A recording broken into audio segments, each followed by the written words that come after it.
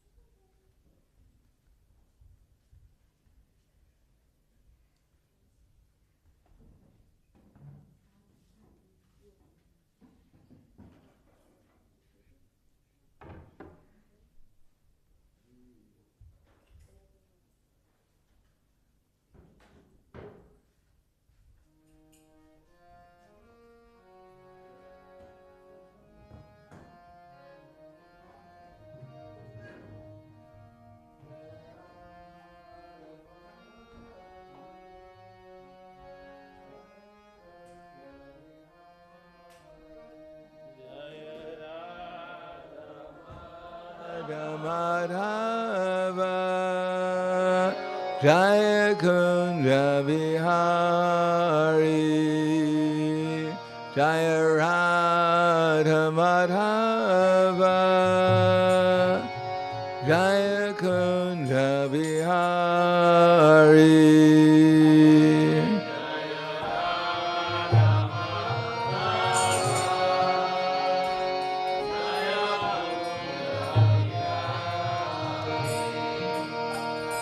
Gopidana Balabha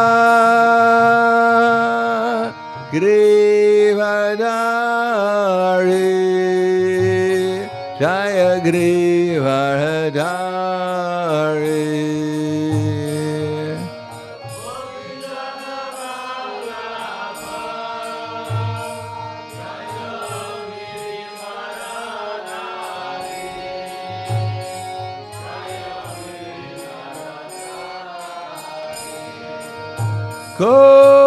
Gopidana Balabha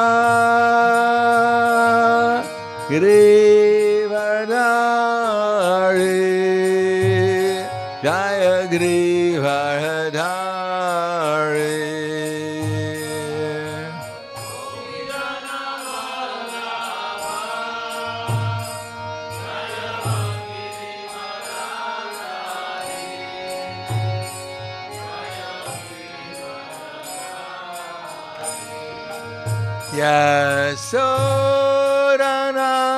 Yasodanandana Brajadanaranjana Jaya Brajadanaranjana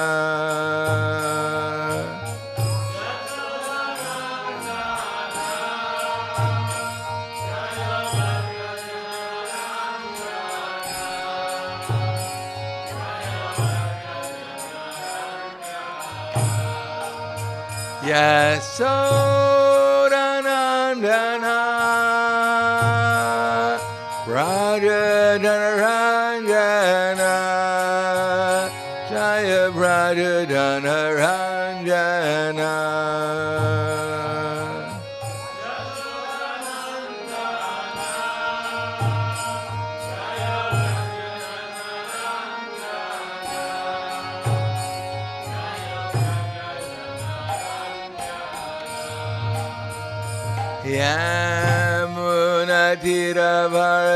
Yamunatiravarachari Jaya Kunja Vihari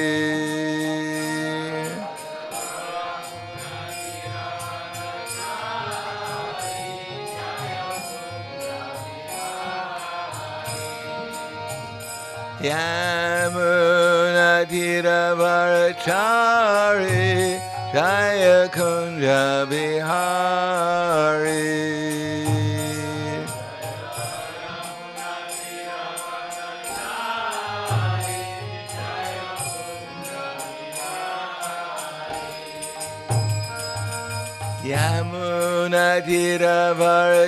Yamunatiravarachari Jaya Kunja Vihari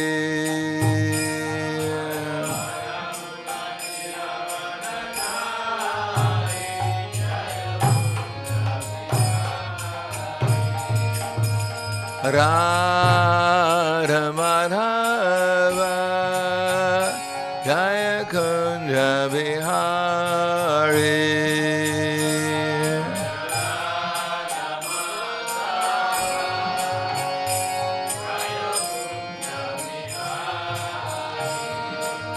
Jaya Radha Madhava Jaya Kunja Vihari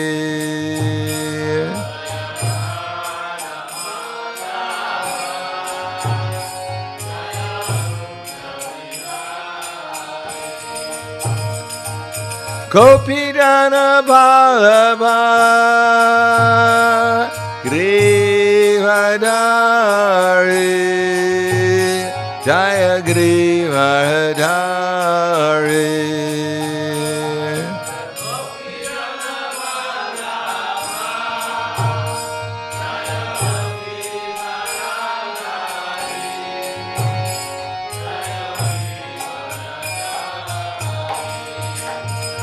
Gopijana Ballabha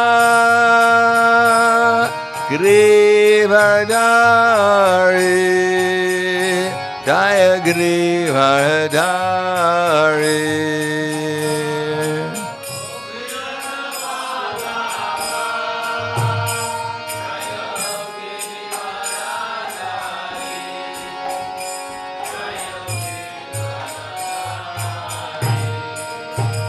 Gopijana Ballabha Girivardhari Jaya Girivardhari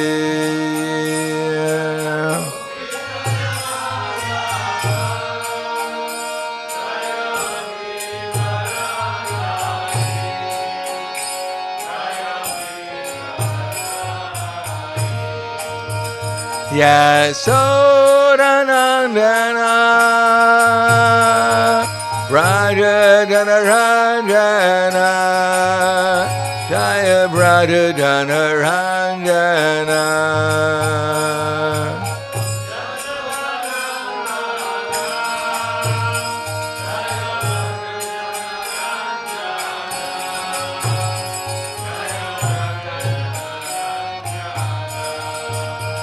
Yasodanandana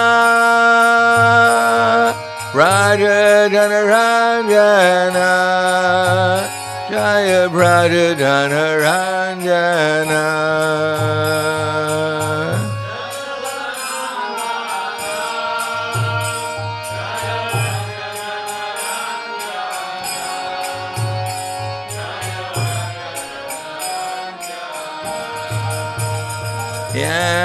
Yamunatira Varachari Jaya Kunja Bihari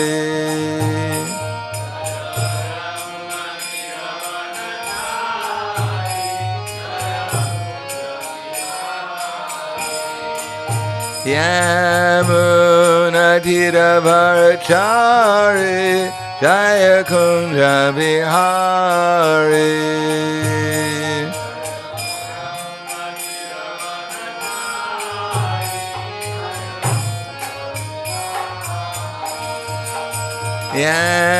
Yamunatira Varachari Jaya Kunja Bihari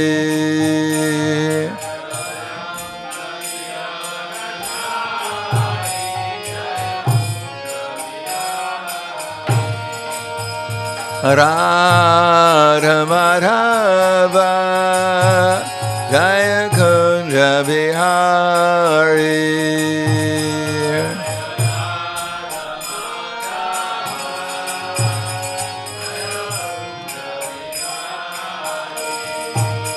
Jaya Radha Madhava Jaya Kunja Bihari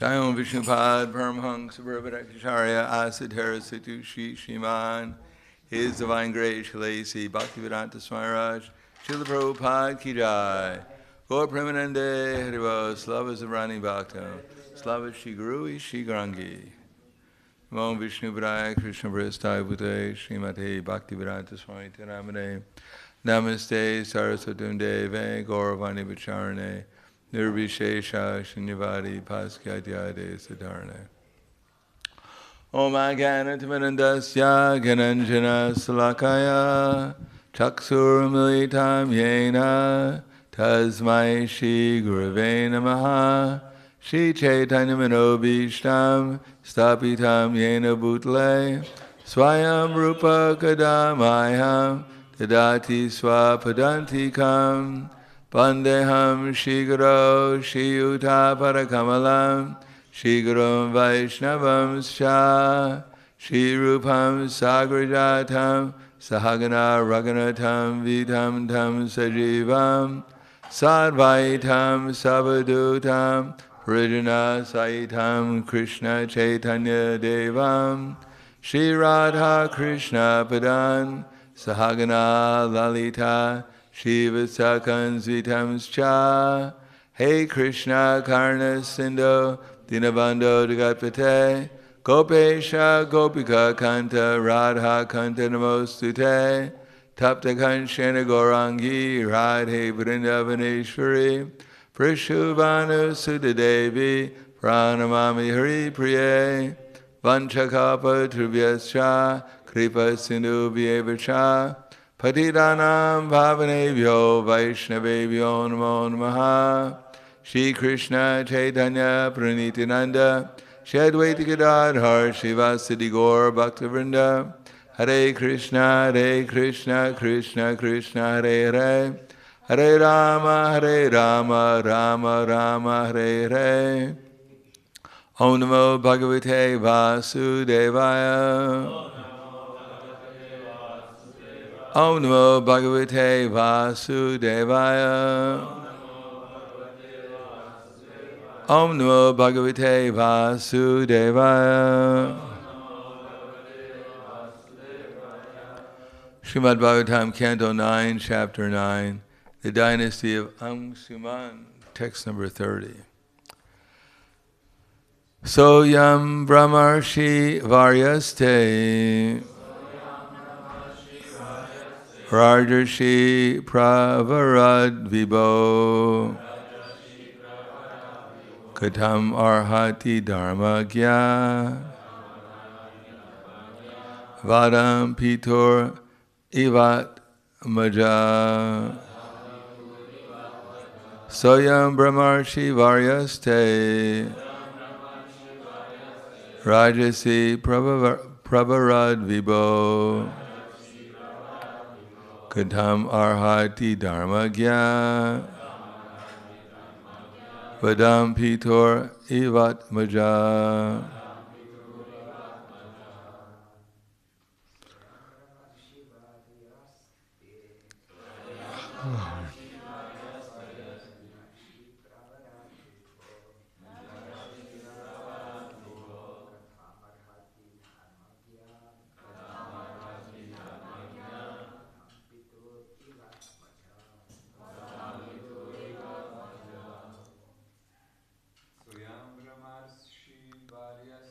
Soyam Brahmarshi Varyaste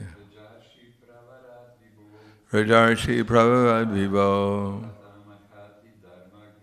Katam Arhati Dhamagya Padam Vitori Atmaja. Ladies.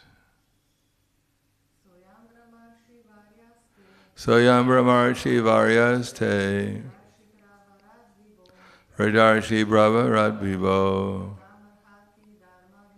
Katam Arhati Dhamagya Vadam Pitor Ivatmaja. Sa, he the Brahmana, I am this Brahma Rishi Varya, not only a Brahmana, but the best of great sages or Brahmanas, Brahmarshis.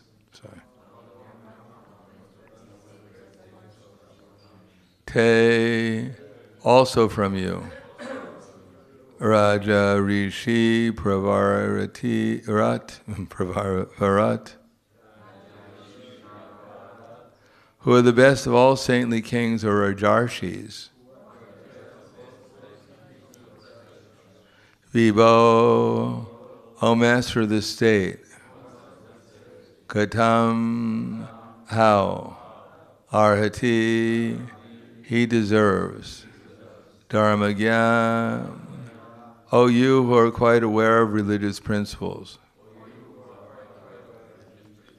Vadam, killing, Pitu, from the father, Eva, like, Atmaja, the son. Translation and purport by His Divine Grace, A.C. Bhaktivedanta Swami Srila Prabhupada. My Lord, you are completely aware of the religious principles. As a son never deserves to be killed by his father, here is a Brahmana who should be protected by the king and never killed. How does he deserve to be killed by a Rajarshi like you? Purport. The word Rajarshi refers to a king who behaves like a rishi or a sage. Such a king is also called Naradeva, because he is considered a representative of the Supreme Lord, because his duty is to rule the kingdom, to maintain Brahminical culture. He never desires to kill a Brahmana.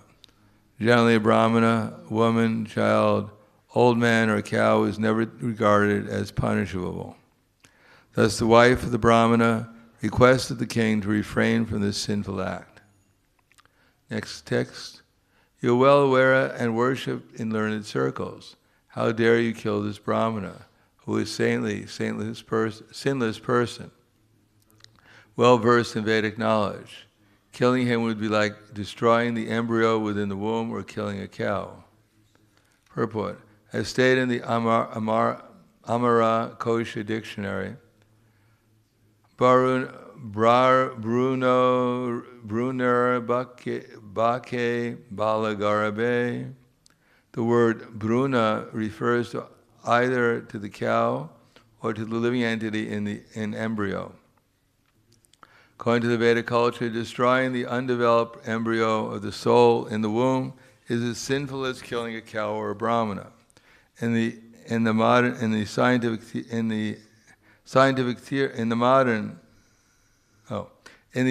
the living entity is present in an undeveloped stage. The modern scientific theory that life is a combination of chemicals is nonsense. Scientists cannot manufacture living beings, even like those born from eggs. The idea that scientists can develop a chemical situation resembling that of an egg and bring life from it is nonsensical. The theory that a chemical combination can have life may be accepted, but these rascals cannot create such a combination. This verse refers to Brunasya Vadam, the killing of a Bruna or destruction of the embryo. Here is a challenge in the Vedic literature. The crude atheistic understanding that the living entity is a combination matter belongs to the grossest ignorance. Namo Vishnu Varaya Krishna Prasthaya Bhutaya Srimate Bhaktivedanta Swami Namane Namaste Saraswati Deve Gauravani Vicharane Nirvishesha Srinivadi Paskatyade Satarne. In the Bhagavad Gita, Krishna explains why people act wrongly in this world. Namely, to start with that verse, Trividam narakasyedam dwaram nashitam atmanaha kama krodha tata lobhas tasmat etam trayam chayet. There are three gates leading to this hell, namely lust, anger, and greed. Every sane person should become freed from them because they lead to the degradation of the self. Etan vimukta kontya tamodrastravinara atra imana shreyas tatoyati paramgati. Then anyone who becomes freed from these three gates performs activities which are conducive to self-realization, and thus he gradually attains the supreme destination. Yakshastra vidim usrija vartate kamakarata nisasidim avapnoti nasukam na paramgatim. Yakshastra vidum usrija, that one who gives up Shastra and works according to his whim, and whim, of course, has been defined as lust, anger, greed, all under the spell of illusion and forgetfulness and loss and material intelligence, can have neither peace nor happiness nor the supreme destination.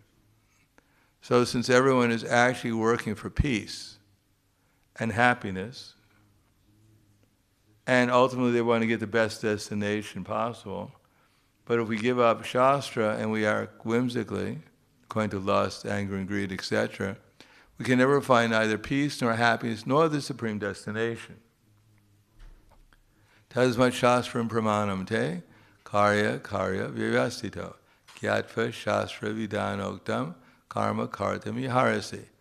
That one should know what is duty and what is not duty by the directions of Scripture, and knowing such rules and regulations, one should act so that one can gradually become purified. So we should have to follow Shastra. And what does Shastra say according to Krishna, who is the original speaker of Shastra? Yomam ajamada anadim cha veti loka maheshwaram asamudo samarteshu sarapapai pramuchate. That's the wrong verse. Yomam eva masamudo janati purushottama sasarvavit bhajante mam sarabhavena bharata. That this is the most confidential part of all the Vedic scriptures. Is that right? Yomam evam, one who understands this without doubting is said to be the knower of everything.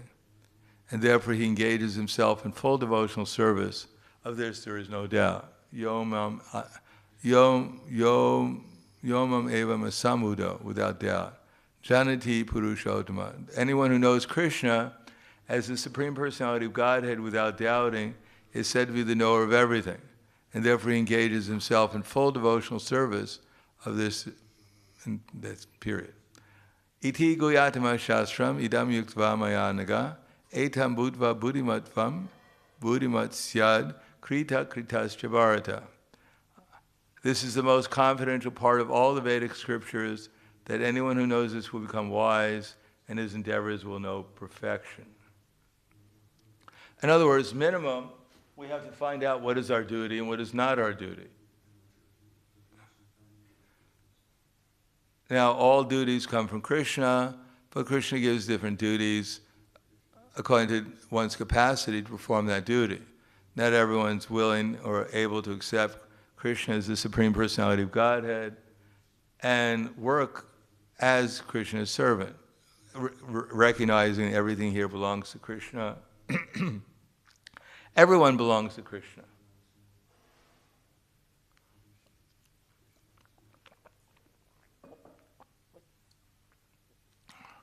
And everything is meant for Krishna's pleasure. It's not enough to acknowledge everything belongs to Krishna. We have to utilize it practically for Krishna. And then we have to utilize it. While we're utilizing it, if we want to get the maximum benefit from the activity, we should do it to please Krishna. So that's the most confidential part of Vedic knowledge, but people may take it step by step. They may not be willing to. They don't know Krishna, they don't accept Krishna.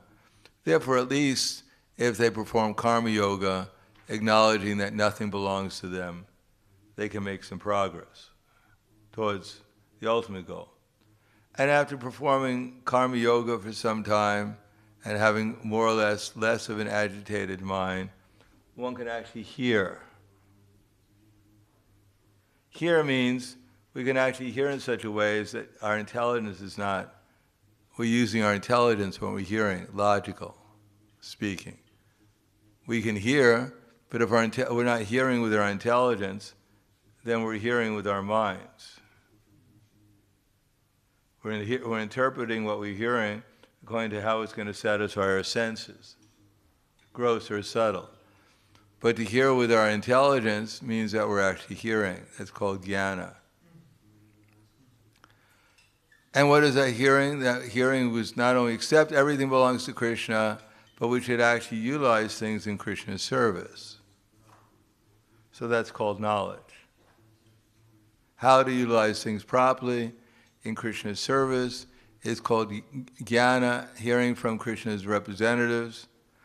That's called jnana yoga. Trying to make some improvement towards liberation. In karma yoga, one is hearing just enough and applying it just enough to have a more comfortable life. One wants to have, and even that we're not so expert at, but even if that would help us too, if we could actually take that seriously.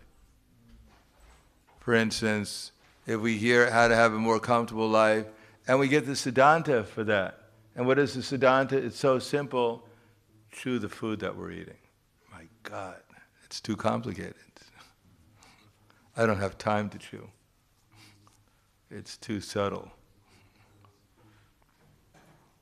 And try to live a regulated life. For instance, don't follow the dictation of the senses. Try to eat, sleep, etc., according to a regulated schedule.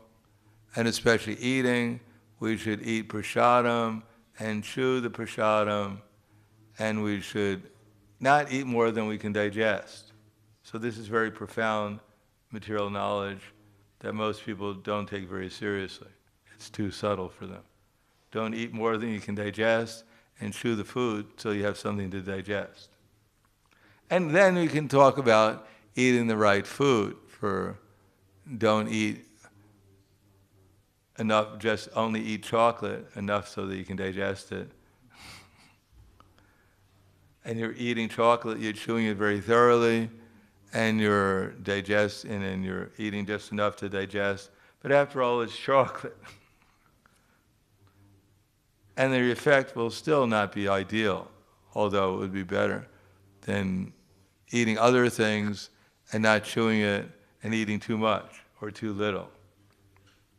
So there are subtleties of how to eat. Atihara prayastischa prajalpaniyamagraha. So Sri Rupa Goswami says that there are different reasons why we fall down from our spiritual consciousness. And the first one is atihara, eating too much or eating too little. Takshi Krishna namadi na bravad grayam indriyai sevan mukhe hijivado swayam eva spratya. That self-realization begins with the tongue. We may be imagining ourselves to be gopis in Vrindavan or cowherd boys, whatever we may imagine. But first thing we should do is try to control our tongue. Then maybe our minds will be controlled. Or as Vishnu Maharaj once asked Prabhupada, when I chant Hare Krishna, I see all these lights around me. So Prabhupada's answer was, keep on chanting and they'll go away. So this imaginative, what we think we're at, if we can actually sit down and take prasadam with some respect, actually look at the prasadam and not think, well, it's on my plate, so I'm too lazy to take it off my plate. It's too far away. I'm too hungry.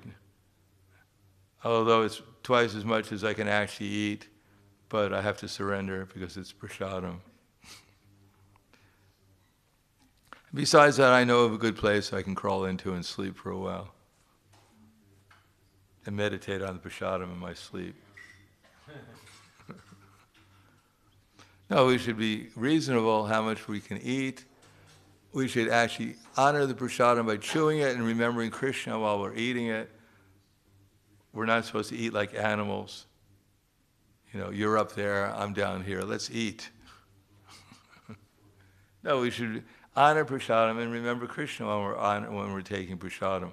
Otherwise, we're eating like an animal. How many times do we think an animal is remembering Krishna when it's eating? What's the difference between ourselves and an animal if we're eating, if we're not doing it in Krishna consciousness? I can imagine that most animals at least chew their food, and unless they're a domesticated animal like a dog, they usually don't eat more than required. So the difference between a human being and an animal is a human being can remember Krishna, that this is Krishna's mercy.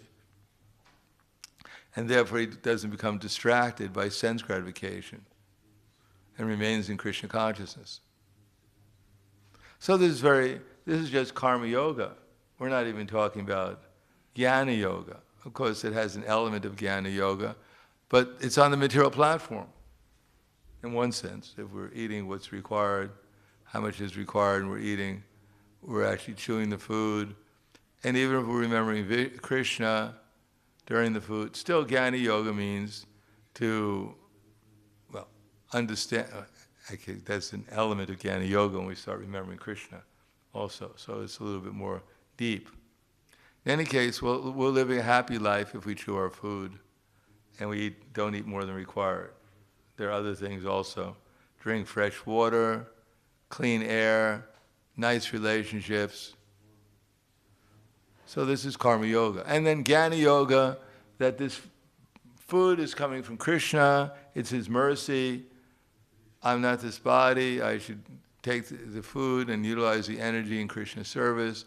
This is jnana yoga for self-realization, to get out of the material concept of life, not to become more deeply involved in it. And then of course there is bhakti-yoga, that one is actually relishing the prasadam and appreciating how kind Krishna is to give it to me.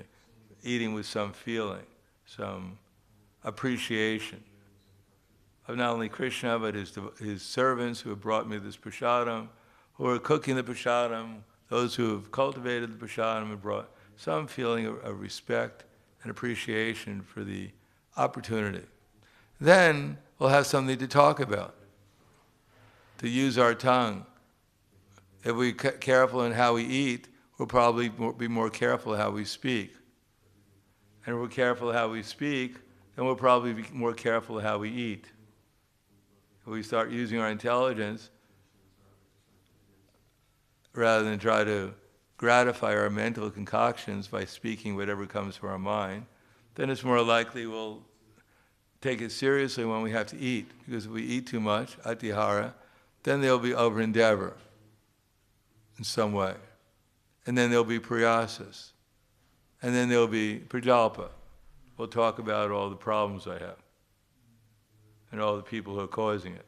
Everyone except for me is causing my problems. So this is just karma yoga, jnana yoga, and then ultimately bhakti-yoga. Appreciate that the ultimate goal is to please Krishna. Now here is explained in this particular purport in the verse, people who are not even aware of the fact that they're not their body. In the grossest ignorance. Therefore they're killing even the children in the womb, claiming that there is no life of the child. So such people we should not associate with in any way. Their association is useless, and for the most part their opinions are also useless because they're in the grossest ignorance. Their whole viewpoint of the world is distorted by ignorance. And so there's a class of people who are against killing children in the womb, but they don't mind killing cows and other animals. So they're also in the grossest ignorance. And there are others who don't mind. Very rarely do you find anyone who doesn't want to kill the cow or the embryo in the womb, but they want to kill Brahminical culture. They may not want to kill Brahmins, but they want to kill Brahminical, and therefore they should also be avoided because they're also in ignorance. However, it may make a guise of knowledge, but their knowledge has been stolen by illusion. So those who are at least helping us come to the mode of goodness by the process of devotional service should be associated with and heard from and followed. But even above that is those who are actually in the platform of Krishna consciousness, who have transcended mam chayo vyabhicharena bhakti-yogena sevate sagunan samitityayitan brahma bhuya kapute. So their example includes all the other examples. They understand the eternality of the soul, the existence of the soul in the womb of the baby, the soul in the cow. They understand the value of Brahminical culture. But at the same time, they know that ultimately everything is achieved by unalloyed devotional service, unfailing in all circumstances. But anyone who doesn't know about the soul in the womb, who supports abortion, who supports cow killing, or supports the destruction of Brahminical culture, then they whatever claim they make, or others may claim about their transcendence, is ludicrous. They have not even come to the mode of goodness. Just like it's a claim that I can fly from here to Belgium without going to the airport. How can you fly from here to Brussels unless you go to the airport? Do we actually imagine that someone can go on the roof of their house and catch the airplane from their roof? So how do we actually come to the mode of goodness? How do we come to the transcendence unless we first come to the mode of goodness? So unless we come to the mode of goodness, how do we take off for transcendence? It's not possible. It's just an imagination. People may claim that this is a transcendental personality, but if they don't support, if they don't even understand what Brahminical culture is and support it, they don't know about especially cleanliness, and they have no faith in the words of Krishna and his representatives, then such a person cannot help us transcend. They may help us wash our hands before we eat, hopefully. They may help us appreciate that we shouldn't kill animals and we shouldn't kill children, but they don't mind killing Brahminical culture, and therefore we should avoid their association. And what to speak of the modern day internet, which is a minefield of all kinds of concocted ideas coming from all kinds of people on all levels of ignorance and passion, with very little goodness. Even they talk about truth, usually they have no idea what the truth is. All they can do is point out how everyone else is a fool and liar, but they don't realize that they also fit into those categories, however nice they may seem. So the purport is that we have to study Prabhupada's books, we have to practice Krishna consciousness, and then things should become simple, that if we try to please Krishna and his representatives, then Krishna will be pleased with us and will make spiritual advancement. And if we don't know who Krishna is, we don't know who his representatives are, we have no discrimination, then it's going to be hit and miss. And sometimes we'll please the right person in the wrong way, or we'll please the right person, or try to please the right person in the wrong way, and sometimes we'll please the wrong person in the right way. In any case, we'll get into trouble. So we have to develop the intelligence, how to discriminate who is actually representative of Krishna, how they're representing Krishna, how we should follow what they're doing in relation to Krishna, and whose instructions we should follow that will actually give us help clarity of all the above, give us clarity so that we can actually know what Krishna wants and what Krishna doesn't want, and how to do things in such a way as to please Krishna and his representatives, so that we actually make spiritual advancement. So I'll stop there. Thank you. Any questions?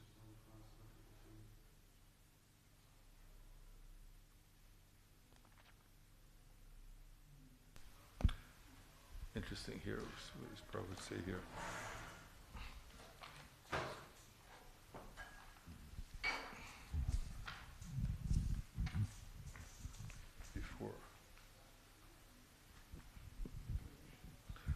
Prabhupada goes over Dharmam tu sakshat bhagavat pranitam, that only Krishna can create the laws of nature, the instructions, dharma, religiosity. And then Prabhupada says that, therefore, the path of religion, therefore mental speculation, dry arguments cannot help one on the path of self-realization. One should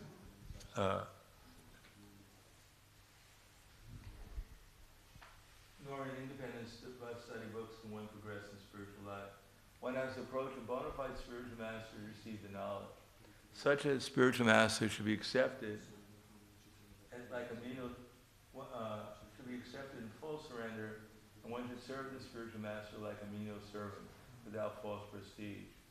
Satisfaction of the self-realized spiritual master is the secret of advancement in spiritual life. And it goes on. So at least we should learn these purports, actually. Otherwise we're blind. We don't understand Dharma. The goal is to find out what religion is. It comes from Krishna.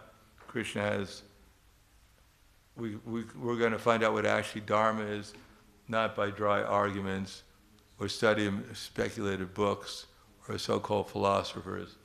It has to come from an actual representative of Krishna. And if we find a representative of Krishna, then we have to serve him like a spirit, like a menial servant, without false prestige. Satisfaction of the self-realized spiritual master is the secret of advancement in spiritual life. And then Prabhupada goes on. It's not the end of the purport. But we should know these things. Otherwise, we do things whimsically, out of sentiment, and that sentiment doesn't last that long. As soon as there's some obstacle in our sense gratification, in our false prestige, whatever, then we become angry and we give up our service because it doesn't satisfy our senses. So we have to be careful that we understand these things carefully, so that if we have this knowledge that there is Dharma and Krishna has given it, and that there is a disciple succession coming from Krishna, and that disciple succession is not based upon dry, speculative arguments, nor independent study of books, nor different so-called philosophers. That knowledge is coming from Krishna through the disciple succession. And therefore one has to accept, if we want to make actual spiritual advancement, we have to accept such a representative with full surrender. And therefore then Prabhupada says, satisfaction of the self-realized soul is the secret of advancement in spiritual life. Inquiries and submission constitute the proper combination for spiritual understanding. Unless there is submission, service, inquiries from the learned spiritual master will not be effective. Lying, following, and absurd inquiries are condemned. One should not only hear submissively, but one should get a clear understanding through submission, service, and inquiries. The spiritual master by nature is very kind to the disciple, and therefore when the disciple is always, one should be able to pass the test of the spiritual master. And when the spiritual master sees the genuine desire of the disciple, he automatically blesses him with genuine spiritual knowledge. The spiritual master is by nature very kind to the disciple, and when the spiritual master sees that the disciple is always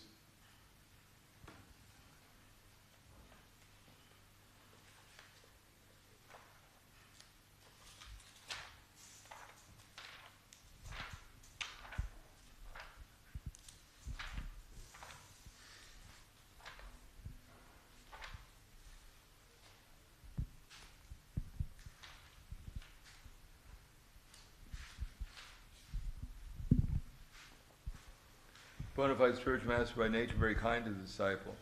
Therefore, when the disciple is submissive and always ready to render service, the reciprocation of knowledge and inquiries becomes perfect. Yes? Hare Krishna, thank you for the class. Yesterday you were saying that we cannot satisfy everybody. And I was meditating over this, and then it came in my mind that Krishna is satisfied when we are satisfying his devotees. So maybe. Then everybody is thinking of themselves that they are Krishna's devotees, and here's some... No, we have to satisfy Krishna. And to find out what's going to satisfy Krishna, we can find out from his devotees who are telling us how to satisfy Krishna. But they have to be in line with Guru, Sadhu, and Shastra, because Krishna is in our heart. So he can tell us if we study Shastra, then we'll know whether or not the person who's giving us instructions is actually in line with Sadhu and Guru. So it's not that I satisfy all the devotees. I mean, we can serve prasadam to all the devotees. So that's cooperation. But as far as instructions, how to serve prasadam, and what the etiquette is, etc., the subtleties have to come from instructions. So not everyone is equally qualified to give those instructions, otherwise you become bewildered. Someone will tell you, serve to the Brahmins first, other one will tell you serve to the children first, and you become bewildered.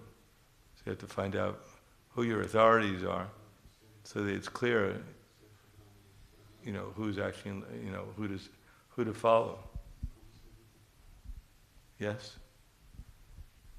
Otherwise, every devotee has their opinion nowadays also. Thank you. Yes. Hare Krishna, Maharaj. My question is relating to today's appearance day of Lord Balaram. We'll have a talk this evening about Lord Balaram. So if you came, you'll hear about Lord Balaram this evening. Jai, thank you. Hare Krishna. We didn't forget Lord Balaram. Anything else? Did you have your hand up? Okay. Thank you very much. Grandaraj Srimad Bhagavatam Ki Jai. Srila Prabhupada Ki Jai. Gaur Premanande.